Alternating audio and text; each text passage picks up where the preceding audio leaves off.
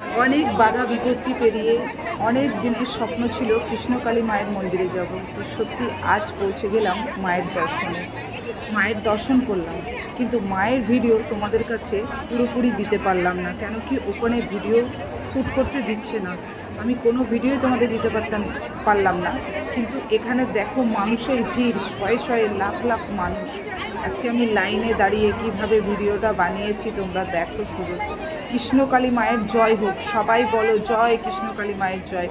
দয়া করে ভিডিওটা দেখে কেউ এড়িয়ে যাবেন না। ভিডিওটি দেখুন, দেখুন আমি দাঁড়িয়ে আছি, এখানে আমার মেয়ে আছে, আমার ভাই আছে এবং আমার হাজব্যান্ড আছে, আমরা সবাই আছি।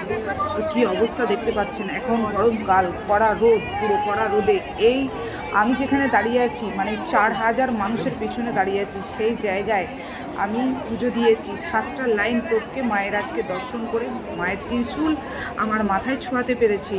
তো মাকে একটাই কথা বলবো, শুধুমাত্র কিচ্ছু চাই না, সবার মঙ্গল করো, আমারও মঙ্গল করো। আর আমি আজকে যে কঠিন রোগে ভুগছি, আমার রোগটা যেন ভালো করে দেয়, সেই আশা নিয়েই মায়ের কাছে গিয়েছিলাম। তো আশা করি মায়ের প্রতি ভক্তি আছে, যারা ভক্তি করেছে এতদিন বা যারা ভক্তি রাখে মনের মধ্যে, তাদের ভালো হচ্ছে সবারই, আশা করি আমারও হবে। তো যাই হোক, তোমরা যারা যারা কৃষ্ণকালী মায়ের মন্দিরে আসতে চাও অবশ্যই চলে আসবে বর্ধমানে। তো ঠিকানা তো অবশ্যই অনেকেই জানে, এখন মায়ের জয় জয়কার চারিদিকে। তো আমার তো ভীষণ ভালো লাগলো। আমার কি অবস্থা দেখো শরীরে। আমার হাজব্যান্ড কিন্তু দাঁড়িয়ে দাঁড়িয়ে, মানে তোমাদের দাদাভাই কিন্তু আমাকে হাওয়া করে যাচ্ছে সমানে। মানে শরীরটা এতটা রোদে দাঁড়িয়েছিলাম, তাহলে তো শরীরটা একটু খারাপ হবেই, কড়া রোদে। আর আমার যেহেতু ডায়ালিসিসের শরীর, তার জন্য কিন্তু গাটা জ্বালা পোড়া করছিলো, যার জন্য আবার ওখান থেকে পাখা জল সব কেনা হয়েছে।